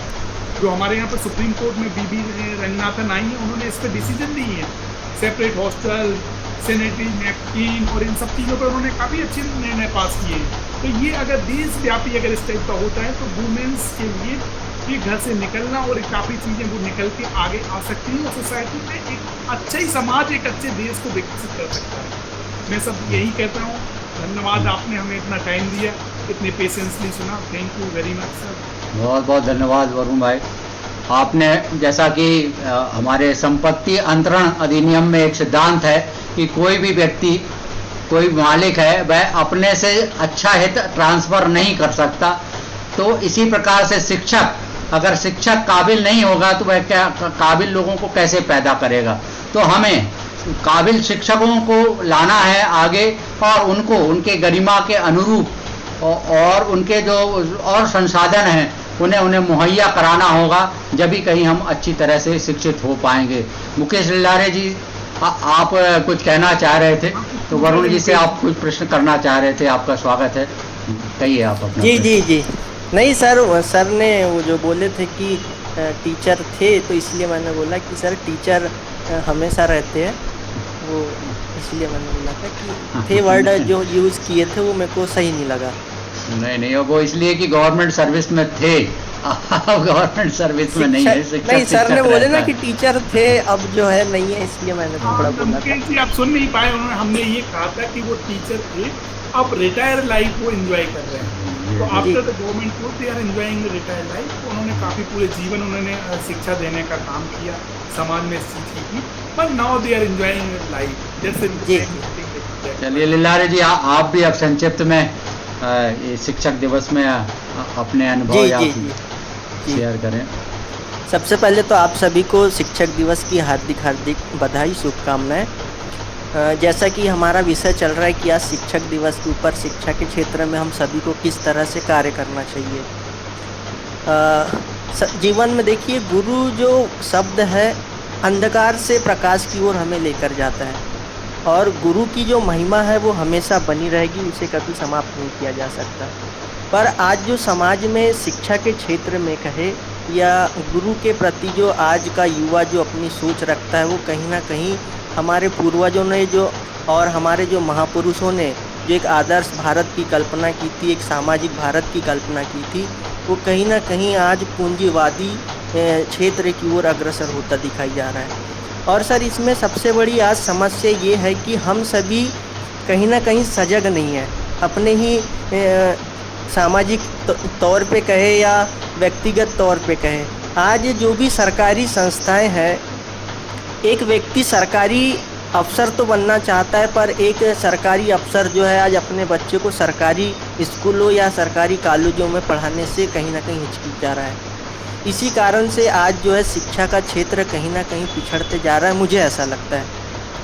क्योंकि जब एक टीआई हो गया, एक एसपी हो गया, एक कलेक्टर हो गया, या एक स्वयं टीचर का अगर बच्चा एक सरकारी स्कूल में पढ़ेगा, तो उस सरकारी स्कूल में कहीं ना कहीं ये प्रभाव होता है कि ये जो बड़े उच्च अधिकारियों के यहाँ पे बच्चे पढ़ रहे हैं, तो वो जो एक जिम्मेदारी होती है शिक्षकों की, वो एक पूरी जिम्मेदारी से जो है वो अपना शिक्षण कार्य करते हैं।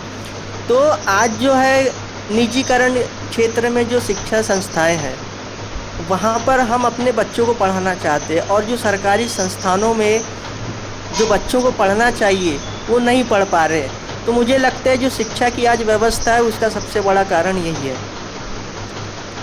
और आगे भी तो बहुत सारी बातें हैं सर बोलने के लिए। जैसे हम लोग ने आज जो है बालाघाट में कई बार हमने कलेक्टर के माध्यम से जो है ज्ञापन दिए कि जो आज हर मोहल्ले में, हर चौक में जो एक निजीकरण के रूप में संस्थान खुली जा रही शिक्षा के क्षेत्र में, मतलब पानठेला जैसे जो है स्कूलों का आज निर्माण किया जा रहा है, और ना तो वहाँ पे बच्चों के लिए पर्याप्त सुविधा है, ना ही उनके लिए प्लेग्राउंड है, न शारीरिक विकास हो रहा है, ना मानसिक विकास हो रहा है।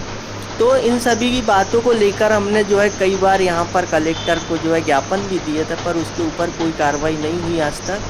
तो ये सब खेद का विषय है। इसके लिए हम सभी समाज के जागरूक लोगों को इस क्षेत्र में तो ज़रूरी ध्यान देना होगा। बस सर, यही मेरा आज का विचार है। आप सभी का धन्यवाद, नमस्ते।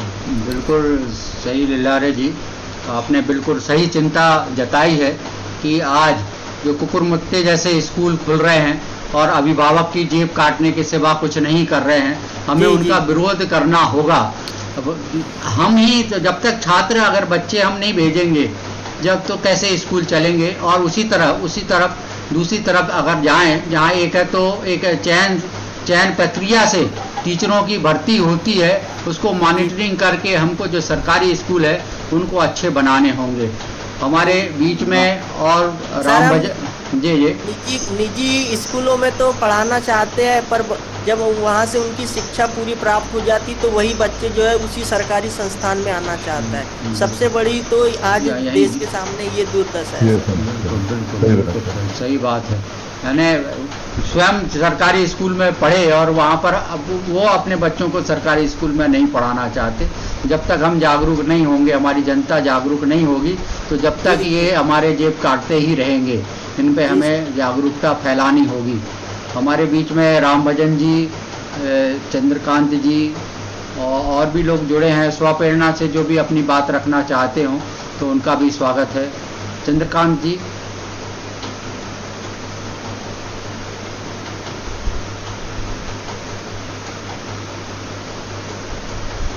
संभवतः और अपनी कोई बात रखना नहीं चाहता है, तो मैं चलिए सर, दो लाइन में बोलना चाहता हूँ। सुलाके जी, जी जी हमारे को कुछ बोलना है actually में। बिल्कुल सर, स्वागत जी है सर। सर। ये एक्चुअल में ये अभी वरुण जी ने जो बोला ना कि ये प्राइवेटाइजेशन के, उसके से हम आपको ना हम लोग के यहाँ की महाराष्ट्र की जो स्थिति बताऊंगा।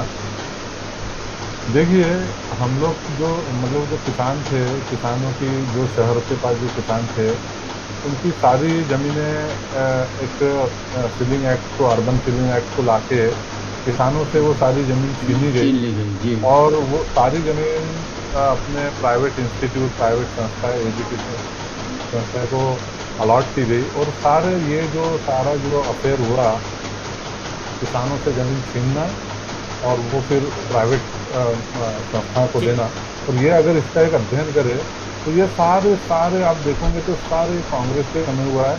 और सारे प्राइवेट एजुकेशन इंस्टीट्यूट है, ये सब कांग्रेस के, आज भी ये कांग्रेस के है। आपको बता रहे ना, ये लोगों ने किसानों से जमीन छीन के इन लीडर लोगों को, इन राजनेताओं को सालाना 1 रुपए की लीज से दी हुई है। ये नागपुर में ये स्थिति है। और सारे के सारे प्राइवेट इंस्टीट्यूट है। और अब तो हम लोग ने कॉलेज, तुम्हारे ये MBBS के कॉलेज भी खोल लिए, इंजीनियरिंग कॉलेज खोल लिए, और सारा पूरा प्राइवेटाइज कर दिया। ये इसमें एक जो पुरानी एक पॉलिटिकल पार्टी, नाम नहीं लेना चाहूँगा, इसका एक बहुत बड़ा एक रोल उन्होंने अदा किया है। गरीबों से जमीन छीन के प्राइवेट कर दी। ये भी ध्यान, इस चीज़ का भी आप लोग ध्यान रखें। ये अभी वरुण जी ने जैसा बताया ना, इसलिए हमको इसका जवाब देना पड़ा। जहाँ तक मुझे यह भी समझ में आता है कि हमारे यहाँ जो शिक्षा नीति है वो मैकाले की देन है। तो संभवतः यह षड्यंत्र उसी समय ही रच लिया गया था कि हम इस शिक्षा पर किस तरह से कुठाराघात करें। जी। आप में से कितने लोगों को सीलिंग एक्ट मालूम है? आप देखो, सारे किसानों से जमीन छीन के सब उन लोगों को एजुकेशन के नाम पे उन्हें दे दिया गया। और वो सारे पर्टिकुलर पॉलिटिकल पार्टी के वो लोग लीडर लोग हैं। 1 रुपए सालाना जी, आपको बता रहे हैं, 10-10 हज़ार की जमीन, 2-2 एकड़ जमीन 1 रुपए सालाना के हिसाब से दी हुई है। तो वो गरीब किसान से छीन के और अपने संजय जी, कई लोगों की जमीनें गई है। मैं समझ गया संजय जी, जो ये परेशानी है, मैं देखो एक पर्टिकुलर पार्टी की नहीं है, जो भी सत्ता में रहता है उसके साथ में ये जुड़ा हुआ है। पहले कांग्रेस रही, फिर उसके बाद भाजपा रही। अब भाजपा ने क्या किया, मैं आपको बता रहा हूँ। नहीं सर, ये रिकॉर्डिंग और ऑनलाइन भी है सर। अपन तो मेरे ख्याल से राजनीतिक मुद्दा ना बनाए ऐसे तो ठीक रहेगा। चलिए, मैं बता रहा हूँ, जो भी सत्ता में बैठता है वो इस टाइप के मिसयूज करता है, पावर मिसयूज करता है। चलिए अपन ये जो मतलब पर्टिकुलरली सीलिंग एक्ट आया था ना, ये सिर्फ मालूम है कि कांग्रेस शासित प्रदेश में ही लागू हुआ था। आप अच्छे से पढ़ लीजिए। हम फिर भी हम वो राजनीति को मुद्दा नहीं बनाना चाहते, ये आपकी जानकारी के लिए बता रहा हूँ हम। चलिए, अब जो व्याख्यान माला के रूप में मैं उसके लिए बता रहा हूँ। मेरी अजीब बात हुई है, क्योंकि ये लोधियों से जुड़ा हुआ बड़ा मुद्दा है। लोधी समाज के पास में जमीन हमेशा शुरू से रही है। तो कैसे ये सारी जमीनें छीनी गई, उसके बारे में भी थोड़ा सा मैं बताना चाहता हूँ। क्योंकि जैसे सीलिंग एक्ट लेके आए, तो उनके जो सीलिंग एक्ट भी आया, तो उसमें इंटेंशन बहुत क्लियर था कि हर आदमी को डिवाइडेशन हो। पर अगर जो वहाँ पावर में जो बैठ जाता है, उस चीज़ का मिसयूज बहुत होता है। जो एग्जीक्यूटिव अथॉरिटी है, ज़बरदस्त मिसयूज करती है।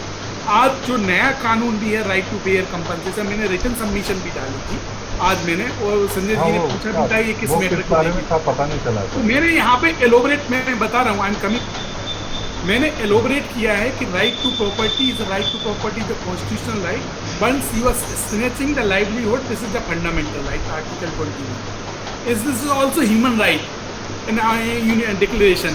So we are elaborating that this is not a constitutional right, this is the fundamental right, this is the constitutional right. You cannot deprive the right to property as a practice and procedure prescribed is the law. So once you are not follow the strictly as per the procedure, they cannot take the property. Here is the case, they are not obeying the section chapter 2 and 3 and they are taking the property. That's the reason we are elaborating the through written submission that this is the law laid down by the Honorable Supreme Court. Please obey the guideline framed by the Honorable Supreme Court. So this is very useful for the especially our community, because our community have a lot of land now. The land price is so high and everyone is looking for that land. So please focus on this is a very important aspect for our community especially, क्योंकि ये हमारी जैसे ये ज़मीनें होती हैं तो हमें जैसे ही प्राइस बढ़ता है तो सबकी नज़र है, चाहे वो किसी के व्यक्ति हो, तो हमें अपने अधिकारों के प्रति उतना ही सजग और संजग रहना है। और ख़ास तौर से हमें लैंड एक्विजिशंस के बारे में भी लोगों को अवेयर करने की बहुत ज़रूरत है। जिस तरीके से बिल्कुल आई एडमिटेड इतना अब्यूज़ हुआ है कि नोटिफिकेशन होती पैसे आज तक नहीं मिले कई लोगों को, और लैंड ले ली बहुत ज़्यादा बहुत लंबे स्तर पे हुआ है, और ये स्वतंत्रता के पहले से लेके अभी तक चला ही आ रहा था। 2013 में कुछ रिस्ट्रिक्ट हुई थी चीज़ें, मगर वो भी अब देखो कितना पहुंचती है, 2013 के बाद बदला है। ये तो ठीक है सर। अब देखिए अब जितने भी जो अपने हमारे वर्तमान में उधर एक नहर खुदाई हो रही है, तो सर ना तो कोई नोटिफिकेशन ना किसी को कोई वहाँ से नोटिस आया, और ना ही जहाँ से खुदाई हो रही है किसी भी किसान के खेत में से कहीं से होते रहे, और ना किसी को कोई उसका पैसा मिला, कोई भी पेड़ तोड़ दे रहे हैं, गिरा दे रहे हैं उससे ज़मीन से, तो किसी को उसका कोई कंपनसेशन नहीं मिला। नहीं, उसके लिए तो प्रोसीजर मैंने बताया ना, रिटन सबमिशन दी है, उसमें सुप्रीम कोर्ट का पूरा लॉ दिया है और कानून भी है आपका राइट टू फेयर कंपनसेशन। हाँ, और वरुण जी एक और बात है, देखिए अब जितने भी लैंड के कानून है, अपना एमपी लैंड रेवेन्यू एक्ट है, वह तो उसमें शासन के लोग क्यों आप रहा है, ये है तो आप जो यानी कलेक्टर कमिश्नर को क्यों बैठाल के रखे हैं। और आज भी कहीं पे भी और किसी भी व्यक्ति के पास कोई भी जो जमीन है या कोई भी जायदाद है, उसका कोई ऐसा दस्तावेज नहीं है जिससे वह कह सके कि ये दस्तावेज उसके मालिक को प्रूव करता हो। तो आज भी जो है लैंड रिफॉर्म की बहुत ज़रूरत है, मुझे ऐसा लगता है। और जो शिक्षा संस्थान के लिए भी सबसे पहली जो ज़रूरत रहती है कि आपको लैंड चाहिए, जैसा करमरकर जी और आपने भी कहा, तो आज भी जो हमारा फंडामेंटल राइट होना चाहिए, नहीं तो कुछ तो ऐसा कानून लाएं जिससे लोगों का जो ज़मीन है, वह जो ज़मीन जो हम माँ के बराबर मानते हैं, और हमारे समाज के लोग आज भी जो भू माफियों के शिकार हो रहे हैं, उनके लिए भी कोई लैंड रिफॉर्म एक्ट आना चाहिए, मुझे ऐसा लगता है। जी सर मैं बता रहा हूँ आपके लिए, संजय जी 2 मिनट लूंगा बस। हाँ ठीक। मैं आज अभी थोड़ा क्यों मैं कनेक्ट नहीं हो पाया, मैं इसके पीछे था कि मेरा मैटर लग रहा था कि इसको थर्सडे को मैटर लगा हुआ है, तो मुझे रिजॉइंडर फाइल करना था, वो अर्जेंट था, वो मंडे को फाइल हो सकता है सुप्रीम कोर्ट। तो इसके मैं लैंड एक्विजिशन का मैटर कर रहा था। हुआ क्या कि हमारे जो क्लाइंट की लैंड थी 2002 में ले ली, उसके बाद उस लैंड पे आप 68,000 लोगों को रोजगार दे रहे हैं। ये कह रहे हैं काउंटर में कि हम उस लैंड पे 60, और हमारे लिए रोजगार नहीं, हमारी ज़मीन लेके हम आज सड़क पे लेबर का काम कर रहे हैं, कुछ बीमार हो गए, तो हमारी फैमिली मर गई, हमारी एजुकेशन नहीं हुआ। मैंने लिखा वो डायरेक्टली, हमने कहा कुछ तो हमारी फैमिली से भी क्रिमिनल बन गए, क्योंकि you are taking my livelihood. So this is not a constitutional right, this is a fundamental right. Once you are snatching the livelihood, this is the covered Article 21. So I am taking this right as a kind of, this right is not a constitution, this is a fundamental right. I am going to in that aspect. जी। वरुण जी, हम counter करूंगा आपको, जैसा कि आपने बोला कि right to property is a fundamental right, but it is not a fundamental right. Already amendment article संपत्ति का अधिकारी का खत्म कर दी। हाँ, it is not a fundamental, it is a legal right. समझ वो गया, अमेंडमेंट किया I know और very दैट well. अमेंडमेंट 300 में हमने कॉन्स्टिट्यूशनल राइट दिया है। वो जो अमेंडमेंट है ना, वो अमेंडमेंट को शेड्यूल 9 में डाल दिया है। डाल दिया शेड्यूल 9 है you can not challenge that. Challenge जी जी जी। समझ हाँ। गया। मगर जैसे वरुण जी ने एक बात सर उसमें ये कर दिया सर कि जो है सरकार लोक कल्याण कार्य के लिए जो है जमीनों का नहीं एक चीज बताए ना। नहीं, मैं एक चीज थोड़ा सा बोलना चाहूंगा आपके ही फेवर में कि जो लैंड केवल किसी की प्रॉपर्टी होने के साथ साथ किसानों की तो लावलीहुड है ना, वो तो है ना, उसकी वृत्ति उसी से करता है वो, तो उसके लिए तो ये तो कॉन्स्टिट्यूशनल राइट है ना उसका अपने, यानी वो उसके लिए मात्र संपत्ति नहीं है, वह साधन भी है, साधन भी है।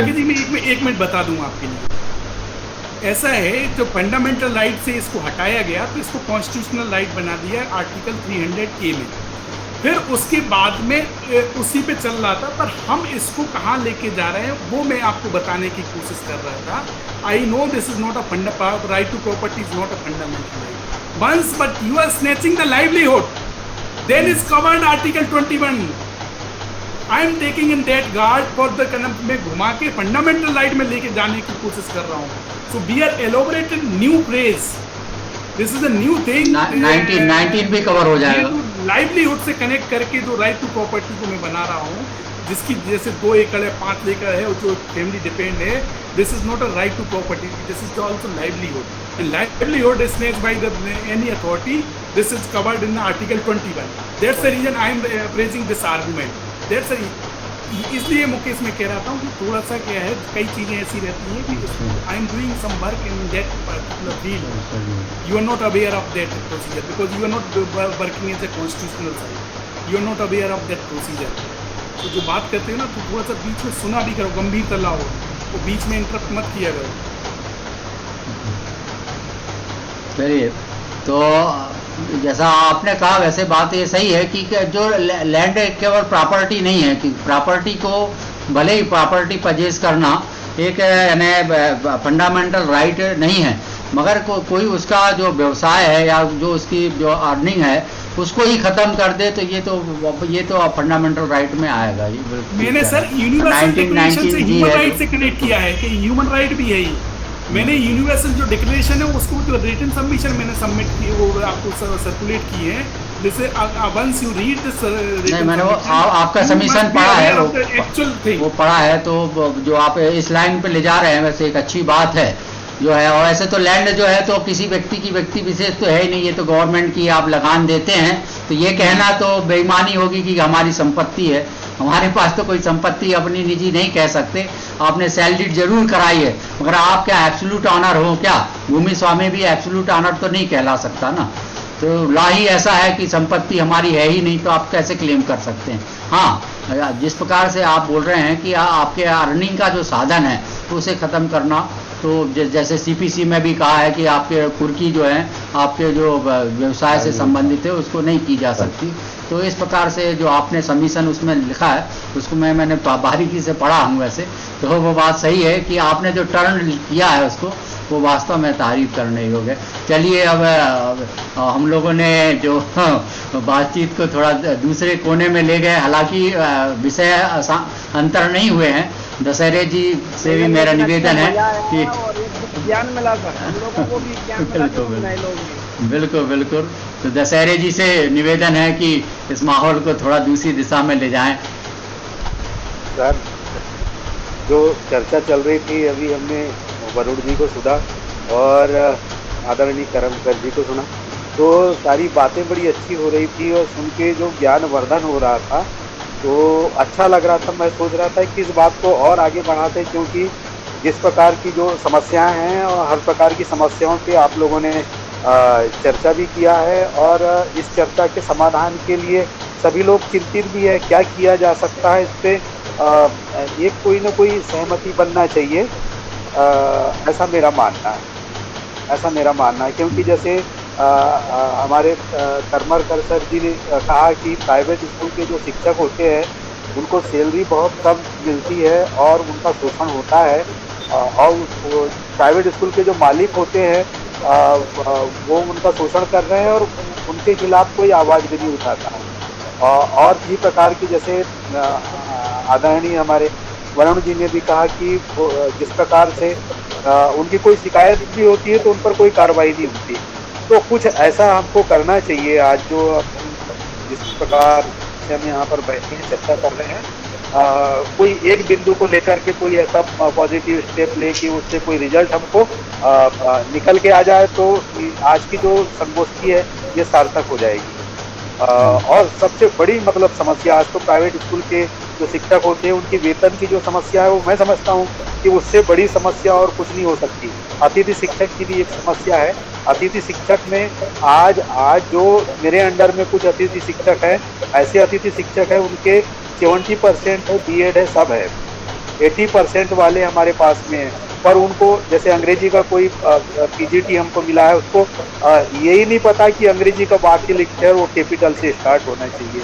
अब उसको 80% की 70% की डिग्री किसने दे दिया, कैसे दे दिया? उनको जब हम हटाते हैं तो वो जब कंप्लेंट करता है ऊपर में तो हमको फिर से लेना पड़ता है।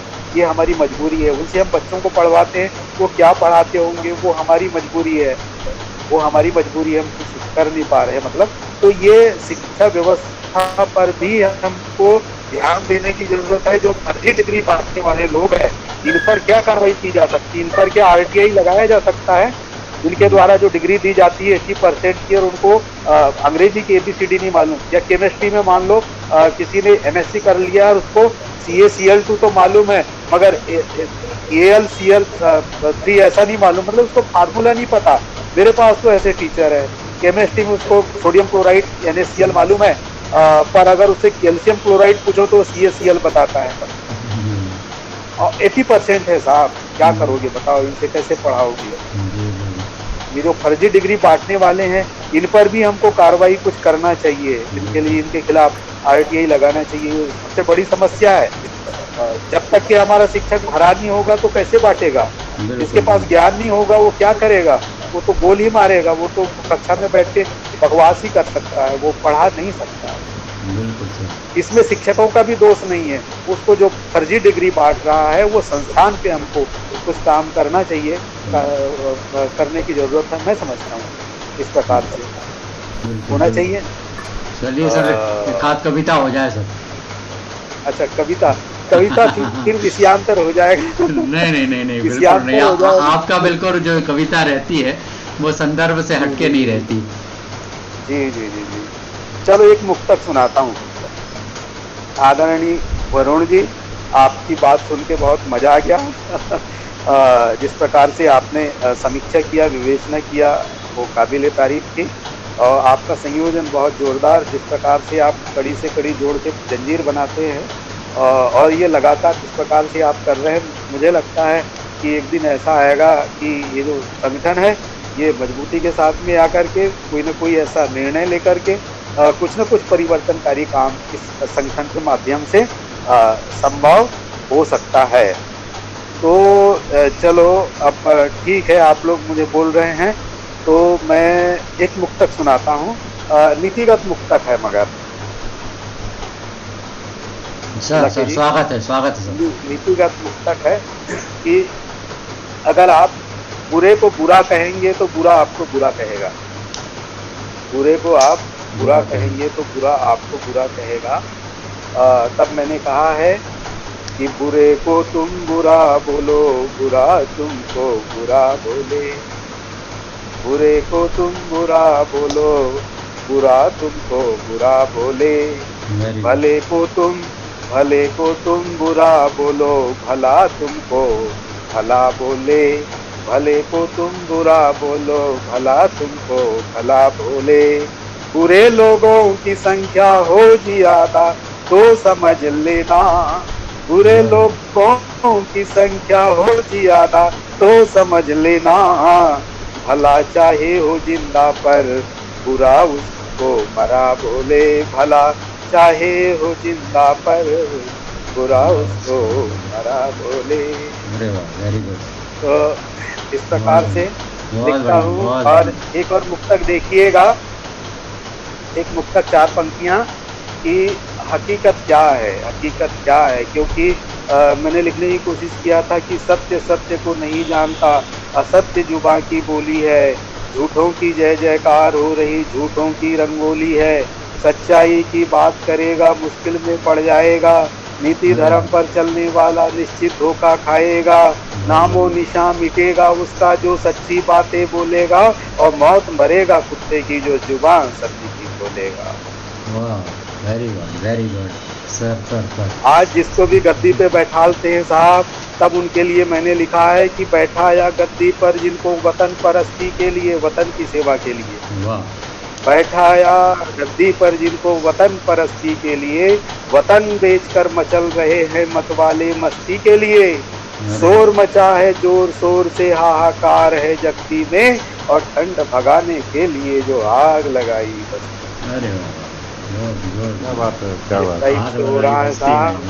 बहुत और बहुत आज जो जय जयकार हो रही है, किसकी हो रही है? तब मैंने कहा है कि जय जयकार उन्हीं की होगी जो उसके हकदार, जय जयकार उन्हीं की होगी जो उसके हकदार नहीं, और सब कुछ बदला बदला दिखता जैसे वो किरदार नहीं, नहीं नजर का दोष है प्यारे ये तेरी मजबूरी है, और उसके मुंह की ही कहने की लेता तो मजबूरी। अरे वाह, उसके मुंह की ही कहने की लेता तो मजदूरी है, सही सही अगर बोल गया तो, सही सही अगर बोल गया तो मांग रहा वो प्राण है, सबसे प्यारा सबसे न्यारा मेरा देश महान है, सबसे प्यारा सबसे न्यारा मेरा देश महान। चलिए सर, तो इस प्रकार से चलो, बहुत बहुत धन्यवाद। आप लोगों ने मुझे सुना और बड़ी अच्छी संगोष्ठी हुई, बड़ी अच्छी परिचर्चा हुई। अब इस परिचर्चा का कुछ कंक्लूजन जरूर निकलना चाहिए, क्योंकि अगर कुछ कंक्लूजन निकलेगा, एक पिटीशन अगर मान लो दायर हो जाती है प्राइवेट स्कूल के मालिक पर, या फिर वो जो फर्जी डिग्री देते हैं उन पर, तो मैं समझता हूँ कि हमारे आदरणीय वरुण जी का जो आज का जो मतलब उद्बोधन है वो सार्थक हो जाएगा। आदरणीय हमारे संजय कनमकर जी का जो की बातें हैं वो सार्थक हो जाएगी। तो ऐसा कुछ हो जाए तो मजा आ जाए, और कुछ सहयोग की जरूरत हो तो हम भी मतलब इस बात के लिए तैयार हैं। बिल्कुल सर, समाज हित में काम है ये, बहुत बढ़िया। सुलाटी जी, सर सुलाटी जी बीच में डिस्टर्ब कर रहा हूँ। जैसे वरुण जी ने भी बोला, जो अपना एक आज का विषय जो एक अपने प्रॉपर्टी लॉ के ऊपर बिल्कुल रिसर्च वर्क करते हैं ना, बहुत अच्छा विषय है। जी वरुण जी भी शायद एग्री करेंगे इसके लिए, बहुत अच्छा मुद्दा है। जैसा उन्होंने बोला, इश्यू जो है वो ऑलरेडी स्कूल में एडजुडिकेट हुआ है, लेकिन अगर हम उसको रीओपन करें तो सभी को इसका फ़ायदा मिलेगा, और बाकी तो बहुत अच्छा विषय है ये। जो अभी ये फेयर कॉम्पिटिशन एक्ट जो आया है ना, जी इस पर हम लोग ने ऐसा है, कई जगह देख रहे हैं हम लोग, वो लैंड तो ले रहे हैं, लेकिन उन लोग ने ना कोई अवार्ड पास किया है, ना पोजीशन लिया है। तो वो हम लोग उससे करें, एक रखे या व्याख्यान रखे। जी बिल्कुल सही सर। और जैसे वरुण जी ने भी ये जो है, ये क्या है, क्लासिफिकेशन भी लैंड का होना चाहिए मालिक के लिए, कि एक व्यक्ति जो है वो संपत्ति के रूप में उसको रख रहा है, और एक वो अर्निंग का साधन बन रहा है। तो उन दोनों में बहुत अंतर हो जाता है। एक का तो पूरा सर्वोच्च चला गया ना। अब अगर किसी के पास ऐसी संपत्ति है, जैसे सीलिंग एक्ट आया था, वहां तक तो ठीक है। और आज भी हमारे देश में किसी भी संपत्ति का एब्सोल्यूट ऑनर कैसे होगा, कैसे मानेगा, इसका कुछ नहीं है। कभी भी आपको उठा के भगा दिया जाएगा। इस पर वैसे बहुत बढ़िया उस पर बिल्कुल हम लोग भी रिसर्च करके आपको हेल्प करेंगे। अगर आप कर रहे हैं तो एक PIL डालिए, या जो भी चलता बनता है, बहुत अच्छा विषय है वो करिए ना। क्योंकि क्या है, हम आपको बताऊंगा, यहाँ पे एक इंदिरा सागर करके एक डैम बना था 1975 का, उसका प्रोजेक्ट था। लैंड 1975 में मालूम है आपको 25 रुपये एकड़ के हिसाब से गवर्नमेंट ने ली लैंड, किसानों को सबको बेरोजगार कर दिया। और वो प्रोजेक्ट कंप्लीट हुआ है अभी 1-2 साल पहले। आप सोचो कितना बड़ा अन्याय वो किसानों पे हुआ है। एक बहुत अच्छा एक संजय जी, जो पहले तो लॉ था, पहले तो बहुत ड्रैकोनियन लॉ था जो 2013 तक चला। उसमें तो कोई लॉ ही नहीं था, नोटिफिकेशन हो गई हो गवर्नमेंट की लैंड है। अब जो ऑनर है वो ढूंढ रहा है कहाँ जाए कहाँ नहीं, कोई सुनने वाला नहीं। पर जो अब चीजें हो रही वो थोड़ा सिस्टमेटिकली हो रही है। हाँ हो रही है नहीं, लेकिन फिर भी क्या है ना, कि जो कीमत जो मिल रही है ना वरुण जी, वो मार्केट रेट से थोड़ी दे रहे वो लोग, वो नहीं तो आपको उनको वो देना जो पड़ेगा। अब तो ये जो ये आपका ये नहीं, वो डबल वरुण दे मिश्रा रहे वाला हैं जो वो। वो नहीं, जो इंदौर फेयर वाला कॉम्पेंसेशन में कैसा है, उनको ना मालूम है क्या 100% सोल्यूशन देना पड़ रहा है, लेकिन फिर भी वो कीमत से कम हो रहा है ना, वो आप देखिए ना उसको। नहीं, उसमें जस्टिस टी.एस. ठाकुर की जजमेंट है सर कि मार्केट रेट कैसे काउंट करेंगे, वो पूरा का पूरा उन्होंने लॉ डेवलप किया, मैं आपको जजमेंट दे दूंगा। उसके बाद में 100% सोल्यूशन, फिर उसके बाद में शेड्यूल में है कि 1 to 2%, मतलब 4 टाइम, मतलब आपकी शहर से कितनी दूरी पे 3 गुना भी दे सकते हैं, शहर से कम पास में है और ज़्यादा है तो 4 टाइम आपको देना है, उस शेड्यूल में आपको जाना पड़ेगा। गाइडलाइन है। हाँ, without following the chapter 2-3, this is very important. Chapter 2-3 आपका रीसेटलमेंट कहता है, आपके असेसमेंट आपको कैसे रिहेबिलिट करेंगे, वो स्कीम बनाएंगे, वो सारी चीजें बनाएंगे, उस चीज पे लेके हमारा हाई कोर्ट में वो जजमेंट संजय द्विवेदी, उसको लेके हम रिटन सबमिशन तैयार किए। Without following that particular procedure you can not take my right. अब संजय इस पे एक टॉपिक रखा जा सकता है। अच्छा, बिल्कुल सर, बिल्कुल। ये बड़ी अपने आप में एक स्कीम है और जबरदस्त, इसमें हमारे लोग काफी इन्वॉल्व है इसमें। बिल्कुल। तो दशहरे जी को मैं यह और कहना चाहूँगा कि ये आज ही नहीं हमारी ये है तो गोष्ठी खत्म हो जाएगी। हम लोग ये सतत प्रयास कर रहे हैं, हर सप्ताह बैठते हैं और चिंतन मनन करते हैं। अब एक दिन में तो सलूशन नहीं निकल सकता है, और जो आज हम लोगों ने जो एक संकल्प लिया है उस पर बिल्कुल आगे बढ़ेंगे। अब समय जो है थोड़ा घड़ी भी हमको रोक रही है, तो मैं पूरन जी से निवेदन करता हूं कि वह दशहरे जी को एश्योर करते हैं कि कुछ ना कुछ इसमें करेंगे जरूर। बिल्कुल आपको देखेगा ये बिल्कुल सर, बिल्कुल। आप आभार व्यक्त करते हुए हमारे दशहरे जी, अब वो शिक्षक भी हैं, उनके सम्मान में आप आभार व्यक्त करते हुए फिर इस आज के कार्यक्रम की समाप्ति की घोषणा करने का निवेदन कर रहे हैं पूरन जी।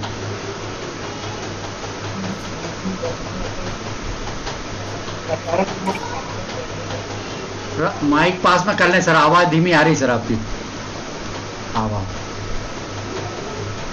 Thank you. आज शिक्षक दिवस के उपलक्ष्य में हमारे सम्मानीय श्री साहेबलाल पटोरी जी, श्री संजय करमरकर साहब जी, श्री सुलाखे जी, मुकेश भाई जी, सूरज खान जी, हमारी बहन वर्षा, राजमणि भाई, वरुण जी, सभी हमारे जितने सभी साथी जुड़े हैं, सभी का हृदय से स्वागत है। और आज जो शिक्षक दिवस पर जो हमारे विद्वानों ने चर्चा की, सारे बिंदुओं पर चर्चा हुई, बहुत अच्छी चर्चा हुई। हमारे दशहरे जी साहब ने बहुत शानदार कविताएं सुनाई, सुन के मन प्रसन्न हो गया। कानून की भी बात हो गई पर्याप्त। वरुण भाई ने, हमारे संजय सर जी ने अच्छी बातें रखी, बहुत बढ़िया। मेरे 2 शब्द हैं, शिक्षक, संस्कार। एक अच्छा शिक्षक ही हमें अच्छे संस्कार देता है, हमारी संस्कृति को बताता है कि हमारी क्या संस्कृतियाँ हैं, हमारे क्या संस्कार हैं। आज की जो शिक्षा है दोहरी नीति की शिक्षा है, दोहरी शिक्षा है। बड़े लोगों की कुछ और शिक्षा है, छोटे लोगों की कुछ और शिक्षा है। मेरा इस विषय पर यही चिंतन है कि शिक्षा का एक रूप होना चाहिए। गरीब का बेटा हो, अमीर का बेटा हो, कलेक्टर का बेटा हो, नेता का बेटा हो, एक ही स्कूल में पढ़ना चाहिए, सरकारी स्कूल में पढ़ना चाहिए।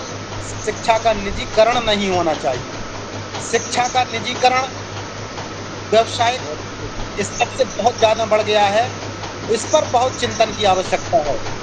बहुत अच्छी प्रतिभाएं हैं छोटे लोगों में, बच्चों में बहुत ज्ञानवर्धक हैं, सीखना चाहते हैं, हर चीज़ को 1 सेकंड में समझ लेते हैं, लेकिन उनको अच्छे शिक्षक की जो मार्गदर्शन है उनको नहीं मिल पाते हैं।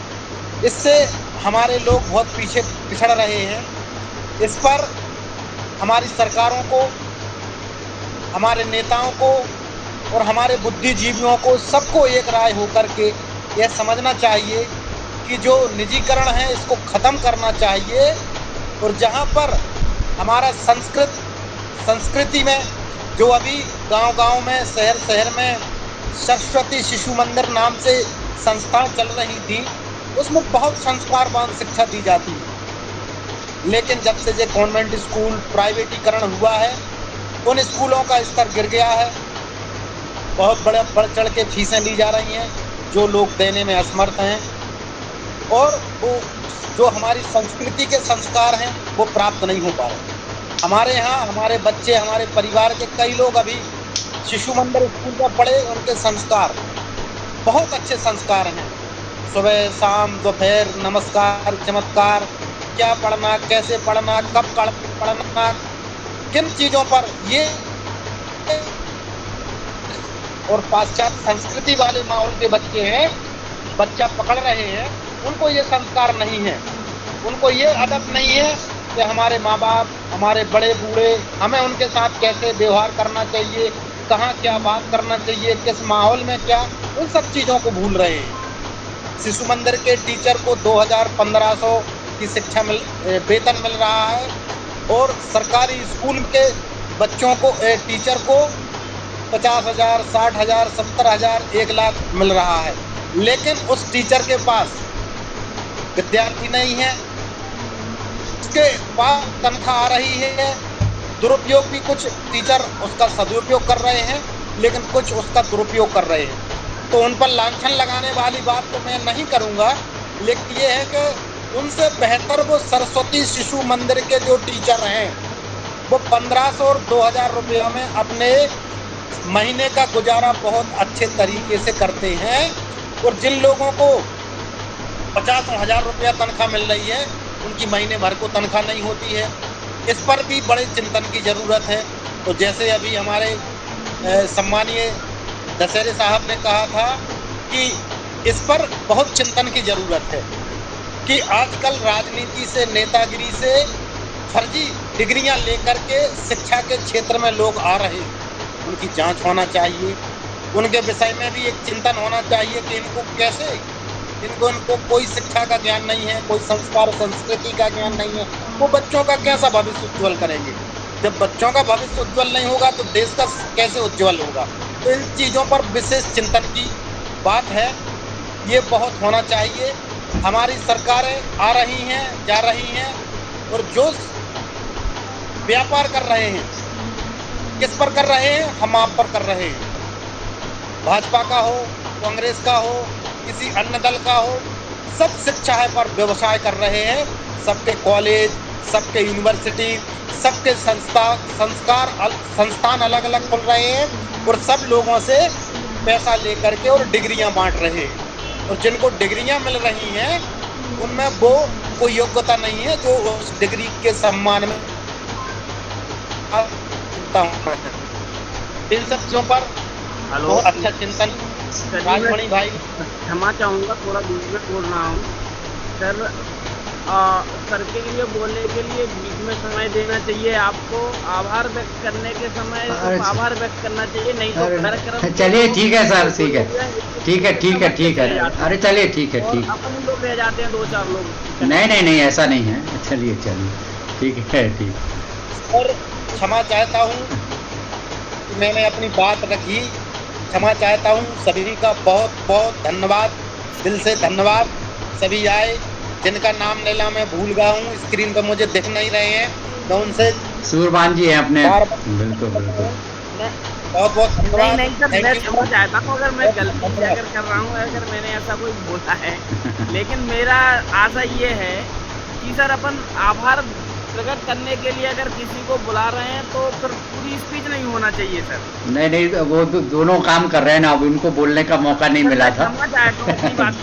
आगे से खुला मंच भी है सर, खुला मंच भी है अपना। जी जी, आगे से मैं ध्यान रखूंगा इन सब चीज़ों का। और मेरा भी एक छोटा सा निवेदन है कि जब अपन बोलते हैं, आपको अच्छा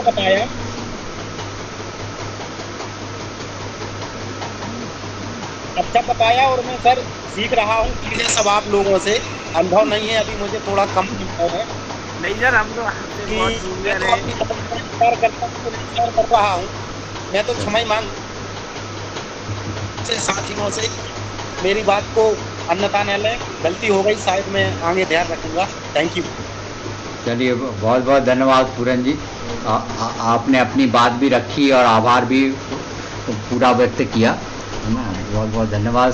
सूरभान जी, आप कुछ और बोलना चाहते हो तो आपका स्वागत है। नहीं सर, नहीं, मैं तो सिर्फ एक निवेदन और है सर कि जो हम लोग नए हैं जी तो जी हम जी, लोगों को प्रैक्टिस करने में सर जो इंग्लिश की कठिनाई आ रही है, बिल्कुल। इंग्लिश पे हम कैसे कमांड कर सकें, क्योंकि सर जब नहीं कोई भी बहुत सही बात आप बोल रहे हैं। हमारे बीच में सरल जी जो है ना, आप है ना इंग्लिश के ही लेक्चरर हैं, है ना। लेक्चरर होकर अब आप बड़े पदों में चले गए हैं और आपकी अच्छी सहायता ऐसे भी कर सकते हैं। करमरकर जी हमारे साथ में हैं, वो अब उनसे हिंदी उतनी अच्छी नहीं बनती है, वो अब हम लोगों की सुविधा के लिए वो हिंदी का इस्तेमाल करते हैं और हम कोशिश करेंगे कि इसके आर्गूमेंट करता है तो इंग्लिश में आर्गूमेंट करने का वजन कुछ और ही होता है। नहीं, और जो खैर हिंदी में खैर होता ऐसी है, बात नहीं है, नहीं ऐसी बात नहीं है, मगर आपका कहना भी जायज़ है कि हमारे मध्य प्रदेश में जो है तो हिंदी का बोलबाला ज़्यादा है और इवन यहाँ पे आपके ग्वालियर में तो बहुत ज़्यादा हिंदी में ही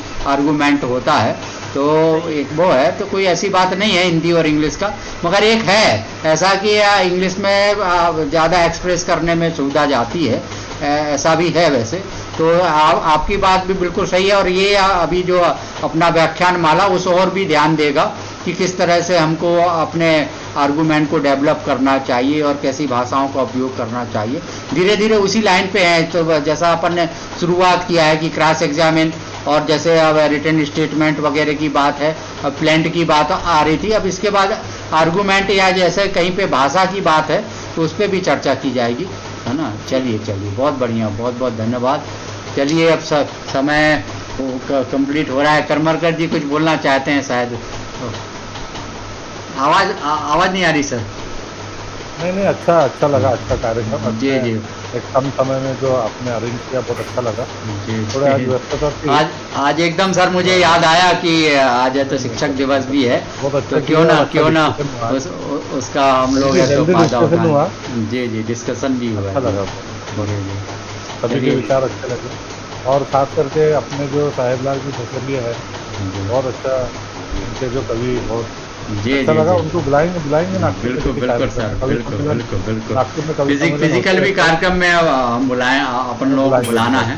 पूरन जी भी याद रखेंगे और सभी लोग भी, सूरजवान जी भी, कि कहीं पे ऐसा खुला मंच भी अगर कहीं होता है तो दशहरे जी ने आकाशवाणी में, आपने दूरदर्शन में और बड़े मंचों में भी अपनी कविता पाठ किया है और हमारे बीच के हैं तो थोड़ा सा मैं उनमें आगे बढ़ना चाहिए। बिल्कुल हमने उनके साथ और नागपुर में जैसे हास्य कवि सम्मेलन होते रहते तो हम उनसे संपर्क करूंगा, जो भी उनको बुलाऊंगा, उनको भी यहाँ पे एक मौका मिलेगा। अच्छा, चलिए, बड़े संक्षिप्त सर बहुत बहुत धन्यवाद।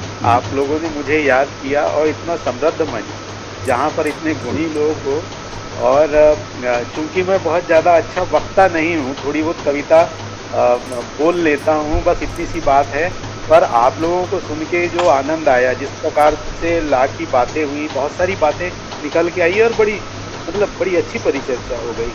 और ऐसी परिचर्चा में अगर मान लो हम लगातार बैठते हैं तो बहुत सारा जो विधि से संबंधित, लॉ से संबंधित ज्ञान है वो हमको भी हो सकता है। तो मेरे लिए तो बहुत बढ़िया ज्ञानवर्धक संगोष्ठी हुई है ये। और जो आपने कहा वो बड़ी अच्छी बात कहा कि वो जो प्राइवेट स्कूल वाले जो टीचर होते हैं वो वाकई में वो तो उनको तो मानव अधिकार में उनको घसीटना चाहिए, ऐसा मेरे को लगता है। अत्याचार है वो, अत्याचार। बड़ी बात आपने कहा, तो धन्यवाद आप सभी लोगों को, मुझे आप लोगों ने याद किया। दुलाके जी को बहुत बहुत धन्यवाद और लगातार आप लगे रहते हैं। आपकी चलिए सभी को बहुत बहुत धन्यवाद। पूरन जी, संजय जी, करमरकर जी, सूरजभान जी, सभी को बहुत बहुत धन्यवाद और सभी की अनुमति से अब इस कार्यक्रम की समाप्ति घोषणा की जाती है। शुभ रात्रि, जय अवंती, जय लोकेश्वर। जय लोकेश्वर।